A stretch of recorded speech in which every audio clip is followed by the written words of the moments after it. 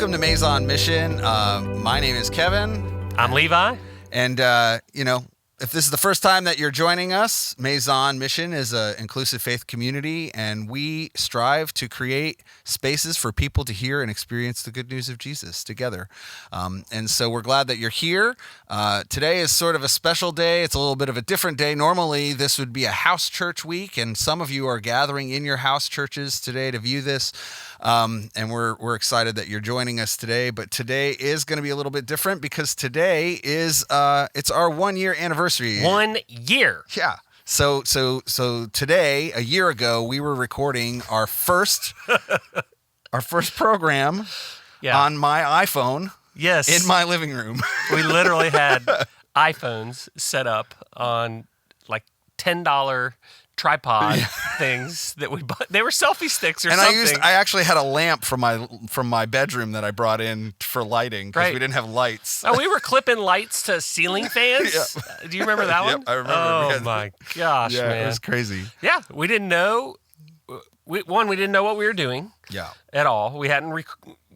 You have like audio recording, but we didn't have experience with video recording. Yep. We didn't know if anybody would bother to watch the content that we were creating, and off we went, kind of into the wild blue yonder. I mean, it was, man, when you think back on it, because this is when we went public, but there had been a little bit of work. I mean, now it was a very pocketed amount of time, but it was intense. Like, you know, from the end of August, September, we started to dream about what this thing could look like. So even going back to then, like, what do you think of those first few months? Well, I think about, obviously, we were in the middle of the pandemic, and so that brings a dynamic challenge. But one of the things that was really interesting was even before the pandemic, I think you and I had conversations about there was such a felt need, and not just in Gainesville, but there was a felt need in our sort of Christian American bubble, I guess. I don't know. Right. But like there was just this need for something different, and the pandemic, I think, pushed that dial very quickly to that something different. And so for us, it was like, all right, we're going to start a new movement in the middle of a global pandemic. And it's going to be media based, so we're going to do social media, YouTube videos, and try to do this sort of like technical connection with people. And and in the pandemic, I think that obviously was working, and it was good for us to do that. I don't think there's any way we could have started it any other way. No, I don't think so either. I mean, I remember we had this idea like, hey, maybe this could work. Yeah. I think eventually we realized that, okay, that was good for a season. Like the online thing is good for a season, but the church has always been relational. I mean, going all the way back. And so the online, I mean, it's good that we can have it, but it really is kind of a substitute for the best thing, of being able to get together with real people in real rooms. And we couldn't do that for a while because we felt like the best way to love our neighbor was to do this online and not expose each other to COVID. And we had a couple like false starts. Remember? I think you and I had this idea that like because we were starting something fresh, new, that we weren't going to be chasing after it like all the other, like a lot of churches were having to chase the moving target of COVID, because everything was changing. Like sometimes numbers were going down, sometimes numbers were going up. Like some churches were trying to figure out, do we keep meeting inside? Do we meet outside? And a lot of those like kind of moving targets. I think in the beginning, we thought we were like immune from that because we were like new. We were gonna be above all that. We got this figured out. but very quickly, I think we realized, we're gonna be chasing that moving target too. Like, 100%. Because COVID was so like hard. Like it was hard to tell what was gonna happen and when.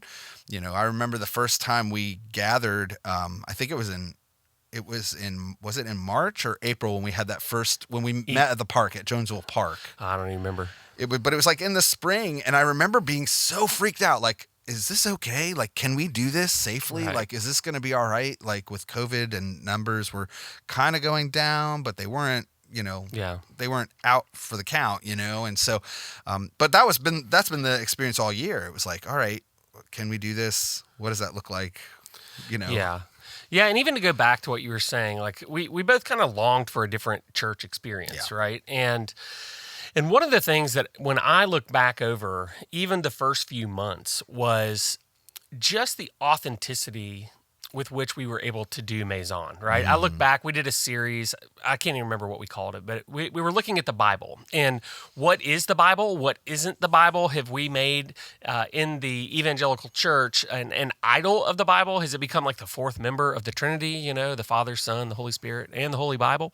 And for me to be able to say some of the things that I said out loud that I have been feeling for over a decade and have been studying and come to these conclusions that hey, there's actually a better way for us to handle Scripture than what I had kind of learned my whole life. Yeah. It was very freeing, So when I look back over this last year, it was like equal parts terrifying, terrifying. Everything was new. Yeah. I'm 45 years old at the time and starting a new church in the middle of a pandemic, right? No guaranteed source of security or income, none of that stuff. There was no sugar daddy church planting us, And on top of that, we were both working.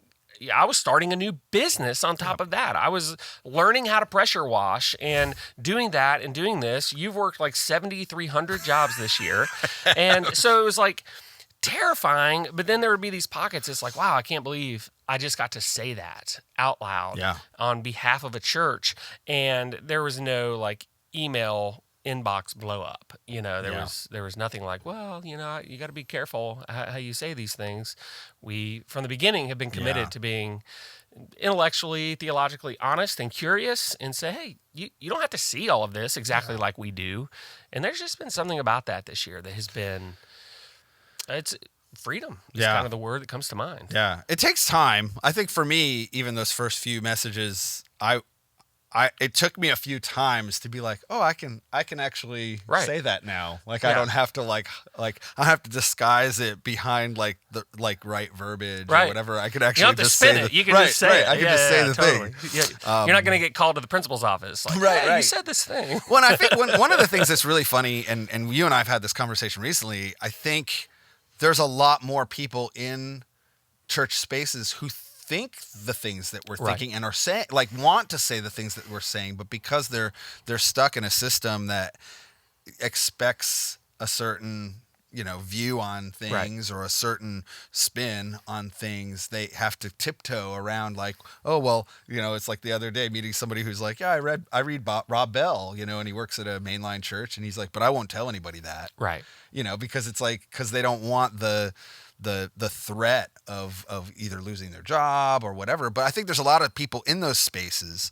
And I think one of the things that's really surprised me this first year of doing this is just how many really great allies we have that aren't even in the space that we're in, right? So obviously, we've got our friends out in Nashville at Borderland Mission, and they helped us with the devotionals that we did for Christmas or for Advent and for Lent last year.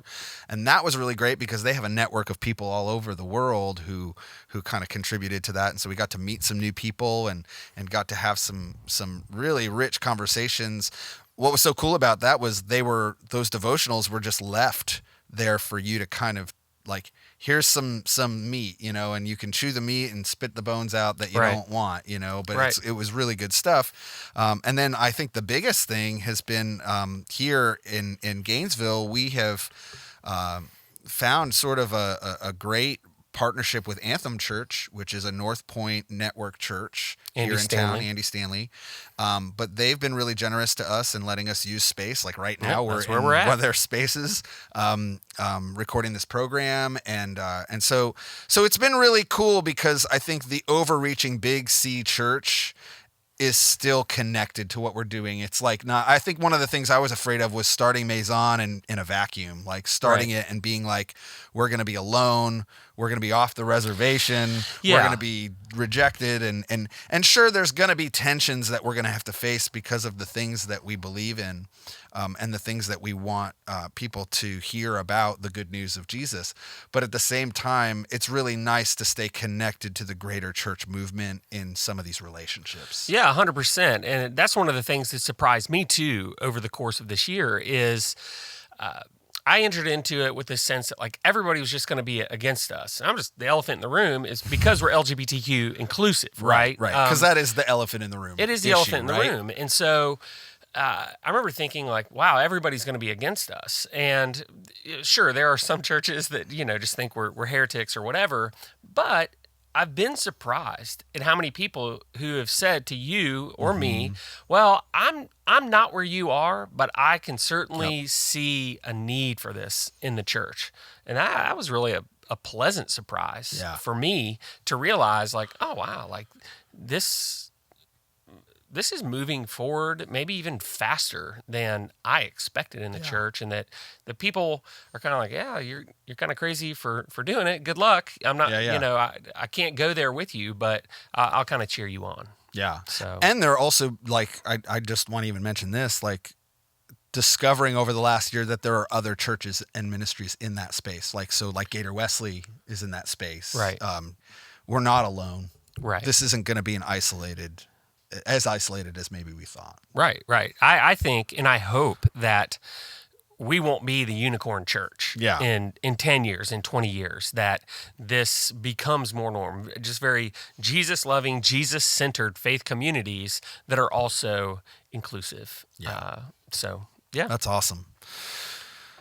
Well, one other thing about this year that I can't, you can't ignore is that we didn't do it alone. Like it wasn't just you and me. We didn't just wake up and like, join forces and be like, let's charge the mountain. No, not at all. We had some really awesome people come alongside us. We have a core leaders team, which is basically like a board of directors or elder board or whatever you might know from other church cultures that you've been involved in. But our core leaders are Kelly Vineyard, Marco Thomas, Miranda West, and then the two of us. So the five of us together are the core leaders, and that has been really awesome. I remember, I think it was in January, we all got together at Kelly's house, and I had a bunch of those like giant Post-it note things, and we just had a whole day of like, kind of, they call it strategic planning, but it was just like, hey, let's just throw all the ideas against the wall. Let's get everything out.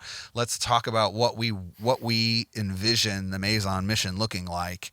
And I just remember that being a valuable time and an exciting time. I think that was for me, one of the most invigorating times of the year was like sitting in that room with a bunch of like-minded hearts and minds who wanted to see this community exist. Yeah, I remember that day. Succeed. You have this saying, and you encouraged us that day. You said one of the things that holds churches back is they're only willing to push to 90%, right? There's this last 10% of honesty, authenticity, vulnerability, where we have to push into that last 10% if we're going to push this thing forward and be the kind of church that we want to be. And we did that day. I remember like there was just really honest things said. They were said in love. No voices were ever raised, nothing like that. But it was the most honest I had ever seen like a church leadership team be. And I was like, and then we walked away from it. And we were good. There's a level of maturity and a level of humility that you have to push into that last 10%. Because even for me, I'm saying that to you guys, hey, let's press into the last 10%. But there's things that are going to be said. I know, even saying it, there's going to be things that are said that are going to like rub me, and are going to be hard for me to hear. But I'm never going to become better and a better leader and if I don't hear those things and really process and really hear them. Because I think sometimes that's the bubble. That last 10% is the bubble of protection. Right. Like, okay, I'm in my bubble, and as long as you don't know this last 10% or we don't address this last 10%, we're good. Right. But that's where the best stuff happens. It's it's where the most effective change happens. It's where I think a lot of organizations could really fully realize their visions if they Right. could just press into that last 10%. Yeah, 100%. As you were naming people, Kim Thompson came to mind. While she's not a core leader, oh man, what she does Yeah. to keep our books like on the up and up, and like keep us on the up and up, and be like, Yeah. hey, that's not legal, right? Yeah, and she's like an all-star too, right? Oh, She's yeah, like incredible. she understands nonprofit finance, like, Yeah. and Oh, so yeah. man, so much expertise in that as well. Been a huge help. We have some staff too. Drew Morris helps us on the tech side. That kid's been working in like media booths, I think, since he was like 10 years old. Yeah. But he's a huge help to us. And then Miranda, who is one of our core leaders, but is also part-time staff. As far as admin, she kind of does a lot of the behind-the-scenes work that just you and I just it drives us nuts to do that stuff. A huge help. And then we have Melissa Kiefer, who has a tremendous heart for other people and the people on the fringes, and coordinates all of our service efforts in the community and around the world. And last but not least is Charlotte DeLone, who volunteers for our kids and programs all of our kids' stuff when we meet for Meizon Live, and she's putting stuff together for the house churches and stuff as well. And so, again, there's no way you and I are doing this thing. There's no way we could do everything that's been done. There's not enough hours in the day without these folks. Yeah, no, for sure. And once again, just so thankful that we're not in it alone. Right. So thankful to have people who who have some expertise, who have some wisdom and some knowledge, who can pour into this. So, but I think even more than those people who are not in it with us alone, I think we also need to shout out to our families. You know, obviously my wife Erin and our kids have been just. It's been a wild ride this year because, you know, whenever you start something new, there's a lot of question marks that don't have quick answers. They're not like the ones that you run out and you buy the thing and it solves the problem. Like you're starting something new, like, oh, well, you know, when are you going to get paid, or how much are you going to get paid? And at the very beginning, we're like, I don't know. Right. Not really sure when that's going to happen or how that's going to happen. Right. I don't really know how many people watch our program. Right. You know, I remember that first Easter, it was like, well, how many people are going to be at Easter? I have no idea. Right. I have no context. Right. A frame of reference for what we're doing because it's all brand new, right? Yeah. But that can be very nerve-wracking, you know, obviously, and just hard on families, you know, because you want to provide that stability for your home, for your family, and when those questions are there, it requires a level of faith and trust that kind of definitely pushes us. Oh yeah, I mean, we're not spring chickens either, right? I mean, we're like mid 40s, you know. We're like heading into the back half of our career, and so to have families. I mean, my wife Heather and my two kids, Addie and Keegan, who go to house church and help, and my wife helps. I mean, are like all in on this thing, and so yeah, I mean, all of those questions were. You know, we had those conversations. Yeah. Well, and Heather's awesome too because she helps with the music so much with me. Like so many times for me, you know, it's like creative pastor. We're recording the programs every week. You know, I have to give a shout out to Heather because there's that piece of like her leading the songs. While it may not seem like a big deal, it actually takes a huge load off for me to know that someone else is going to lead a song. Right. Because now I can focus on production things and music things and like, you know, oh, this video, this SD card needs to get to the right place at the right time so that we can edit the program and things like that. And so it's just little things like that our families contribute and bring to the table. You know, it's like bringing meals, you know, to the worship team and to the tech team when we create our programs. Like it's just so many little things like that make so much difference to what we do. Yeah, there was, you know, our families, but also each one of you that watch or listen to this, however you consume this. There was a kind of a turning point in my mind last year. We got to the end of December, and we were still recording on iPhones. And I said, man, we need to raise some money. You know, we need to do like a year-end thing. And so we set a goal. I can't remember what the goal was. I think it was $3,000. $3,000. It was $3,000 for some cameras. I had a friend that called me and was like, bro, like if you're going to do this, like go big. And that friend said, I'll match up to like $1,000 or something. Right. It's like, let's do this. And so we put the match out there, and the thing just blew up, right? I mean, it was crazy. Yeah, we ended up raising, I think like $10,000, somewhere between like $9,000 and $11,000, to be able to buy the equipment that we're literally using today to record this program. But even beyond that, what happened is several of you actually that day, you didn't just give us a one-time gift, you set up recurring giving. Yeah. It was like, okay, you guys are going to do this. It was almost like once we took ourselves seriously, you guys were able to take this thing a little more seriously, and people started giving, not only so that we could get this stuff, but it wasn't long after that we started getting paid for like 10 hours a week, and then it was 20 hours a week later in the year, because people kept saying, like, we're with you, kind of a thing, which is super, super cool. And, I don't want to like give the annual report or anything now, but I mean, I feel like we should say that, like, I mean, right now we're at the end of November, and right now the way it stands, we're sitting at around $85,000 in just 2021 giving. Right. Like, we're on track. If we do another, end of year giving thing, we could clear $100,000 in annual giving. Yeah. Which is insane. Yeah. Insane, considering the fact that we're a brand new church ministry. We don't have any kind of denominational connection to some other mothership church or mothership organization. Like, we literally have done this out of thin air. And to be in that, to have that kind of financial growth that quickly, I feel like is kind of miraculous. And once again, I need to thank y'all so much for doing that, and for bringing that piece into this, because there's no way we could do all of this stuff without your help. But even more than that, it just encourages us, that it means that people want that inclusive space. They want that they want to hear the good news of Jesus, like good news of Jesus, you know, and that's exciting for me. Right. No, I'm with you.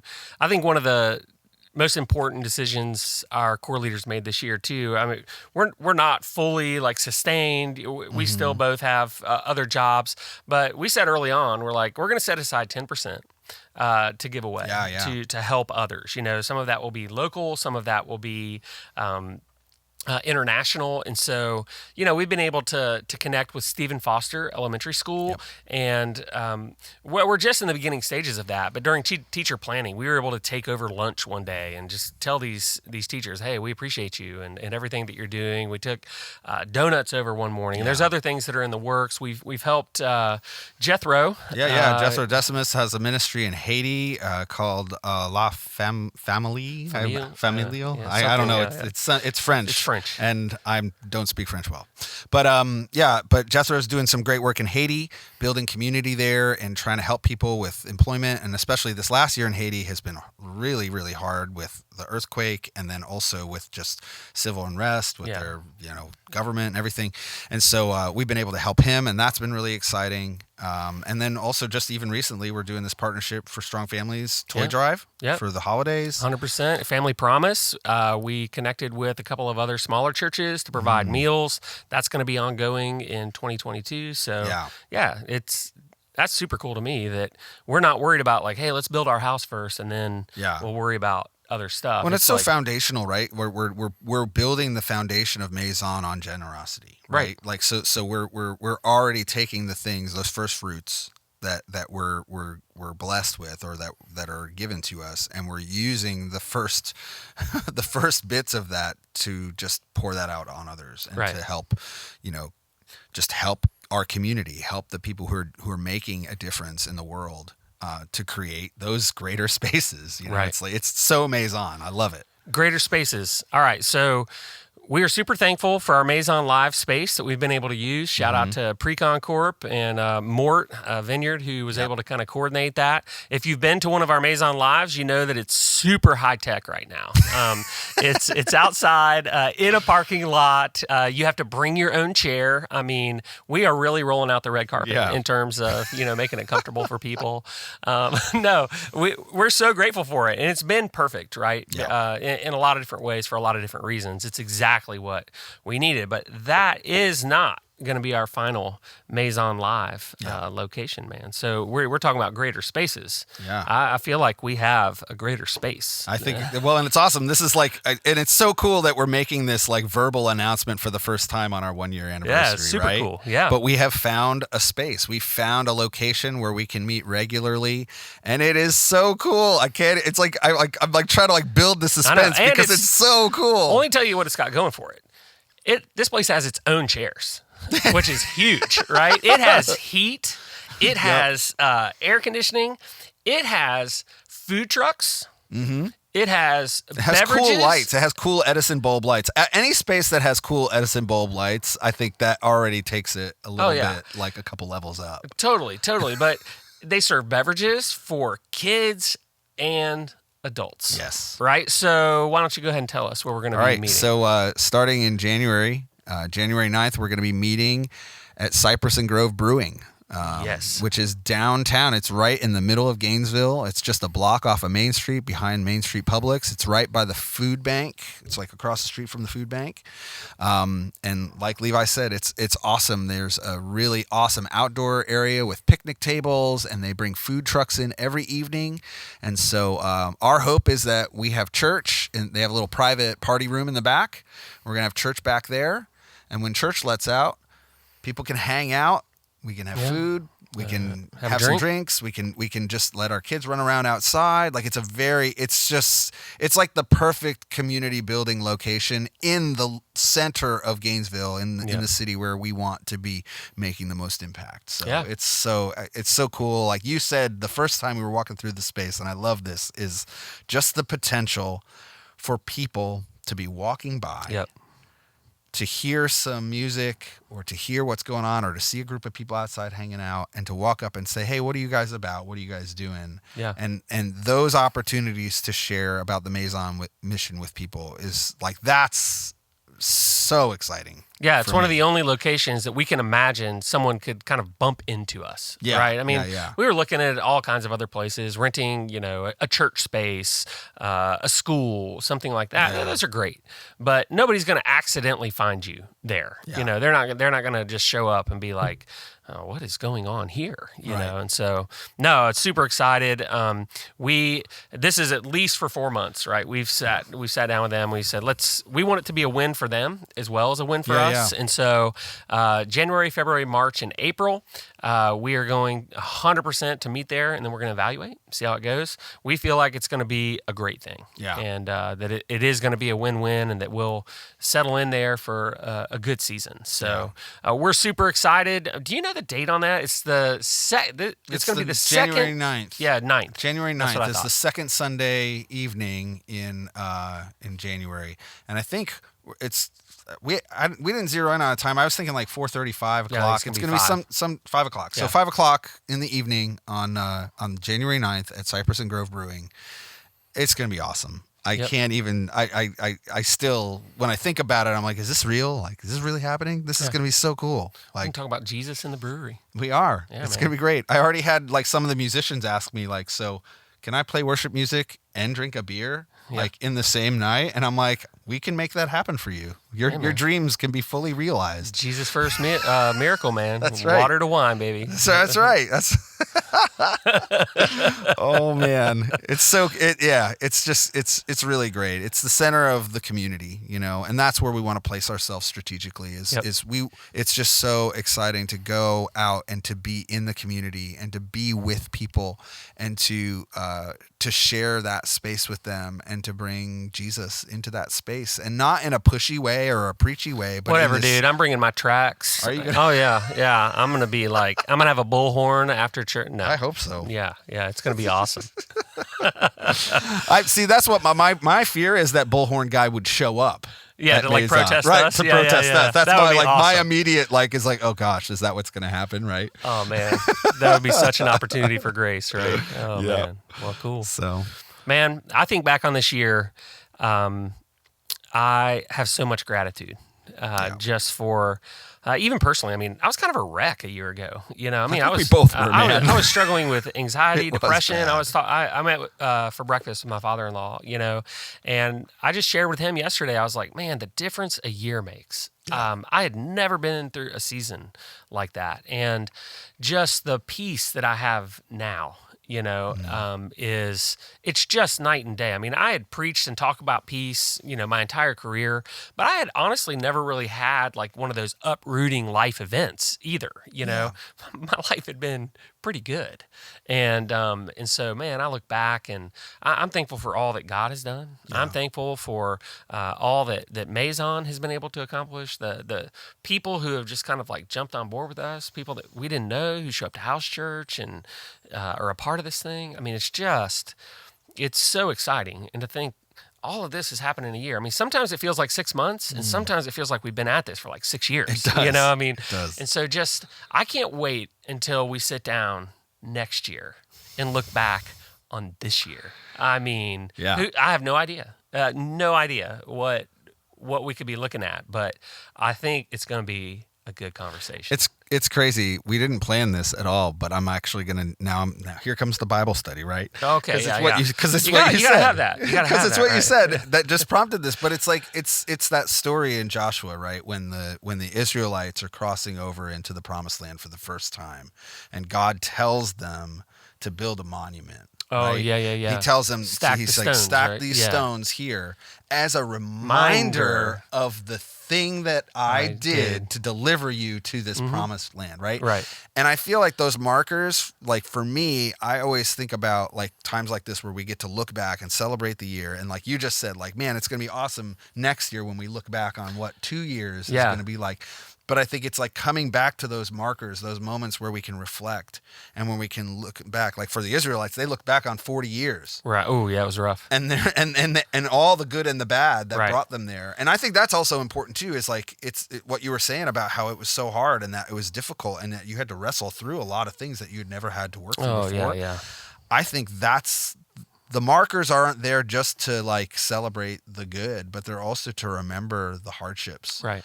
Because in doing so, it helps solidify the journey that God has us on and to show his faithfulness and his deliverance and his goodness to us, even in the times when we don't maybe feel like it's good, right? Yeah, so these conversations are like those stacking of stones, Yeah. you know, and so at the end of a year, we stack the stones. Yep. We remember the good and the bad, right? I mean, it's not like we just dig a hole and bury the bad. Like we remember the hard time, you know, and then we do it again next year, and we stack the stones and are reminded in the ways in which God showed up, you know? So, yeah, 100%, man. I mean, I'm glad you brought the Bible study too, because I don't know, this probably wouldn't have counted for anything. I know we didn't plan it, but it worked. It worked. It did work. So, well, cool. Well, once again, just want to thank you all so much for being on the Meizon Mission journey with us. Looking into the future, it's going to be an exciting year, and who knows, there's going to be even more things that we can't even see that are going to happen. And I hope that you guys will be a part of that, and that you guys will join us in that Meizon journey with us. So, thank you all so much. We hope you all have a great week. Peace and God bless.